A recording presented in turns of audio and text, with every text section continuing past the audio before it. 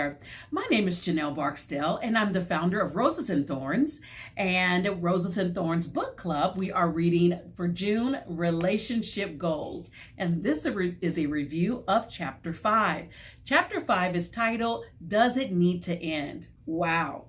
And so we've all asked ourselves that question. And some of us, unfortunately, it's in the middle of a marriage. Others, it's when you're dating someone. Still someone else, it might be the relationship you have with a friend. Has it come to an end? And so there are some wonderful quotes in this chapter, and you'll see those on the website as printables, because there was several moments where it talks about the fact that you're not perfect. The other person isn't perfect. So you're not looking for perfection. But what you don't want to have is someone in your life that creates a gap between you and your relationship with God, or someone in your life that is a wall between you and your purpose. And so he gave us an example of seasonal relationships with Hagar, Sarah, and Abraham. And so Sarah and Abraham were promised a seed, and after they became impatient of waiting, they chose another plan, another pathway to have that seed. Sarah came up with the idea that, hey, if we have someone who serves us and they produce a child that is born to this house, it's still our child. So we can still have the promise. And so we presented her maid, Hagar, to Abraham. And now Abraham is the father of Ishmael with Hagar. And so that speaks to patience. And there are some of you who may have a desire of marriage and you're becoming impatient. You're feeling like, when is it my time? You've gone to enough weddings and bridal showers and worn enough bridesmaid dresses, and you're saying, it's my turn. I want it to be my turn. What is important for us not to do is in this example of Abraham and Sarah is to not give up and not start putting the decision into your own hands. And so it's important that we wait in God's timing. And so God's timing came, and he wanted it to come when it was clear that promise was sent from him. And so here it is, they're in past what you would consider childbearing ages, and they have a son. And here comes Isaac, and Isaac is weaned and he's toddling around, and his older teenage half brother starts to tease him. And Sarah said, don't you mess with my promise.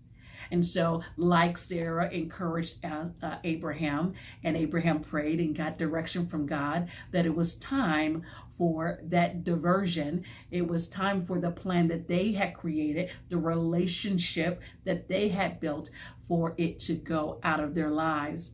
And so this chapter really was about guarding what God has in you. But this really is speaking about, is it time for a dating relationship to end? Is it time for a friendship relationship, a partnership? Is it time for it to end? And, following the guidelines of knowing when it's to end is anytime it compromises your relationship or your promise that God has placed in your heart. In this chapter, Michael Todd gives us some pointers, some steps, a filter for whether or not a relationship needs to end. That's when you realize you started it, but God didn't. And then secondly, when that relationship is picking on your promise. So how do you end a relationship? You end it quickly.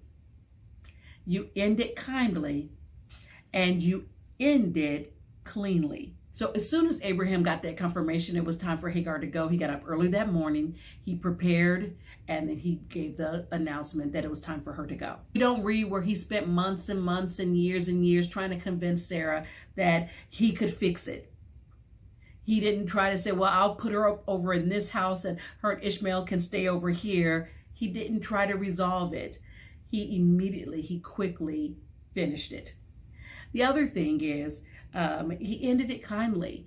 He didn't throw her out the house and, treat her badly. And you don't have to be nasty when you end a relationship. It doesn't have to have all this pomp and circumstance and have a theme song that goes along with it. You could end it kindly. And just as Abraham did, when he ended the relationship and it was time for Hagar to go, he prepared food for them. Now remember, Abraham was a wealthy man, and so he had people that could have packed a meal for her and could have released her from his home, but he did it kindly. He did it personally. He did it to let her know that there was no anger against her. When Abraham ended it, he also ended it cleanly. He was not trying to make Hagar feel like they had a future opportunity. He wasn't, feeding into her saying, well, maybe in about 6 months when harvest comes, perhaps you can come back and we'll see how Sarah's feeling at that time.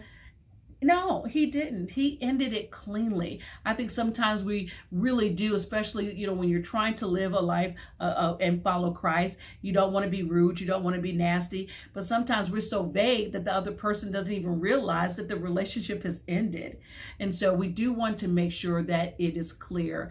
And so I think when we're ending relationships, it is important to be truthful. But also to deliver that truth in a manner in which it's kind and not intended to hurt the other person. He mentions breaking up isn't the hardest thing to do. Being in a toxic relationship is the hardest thing to do.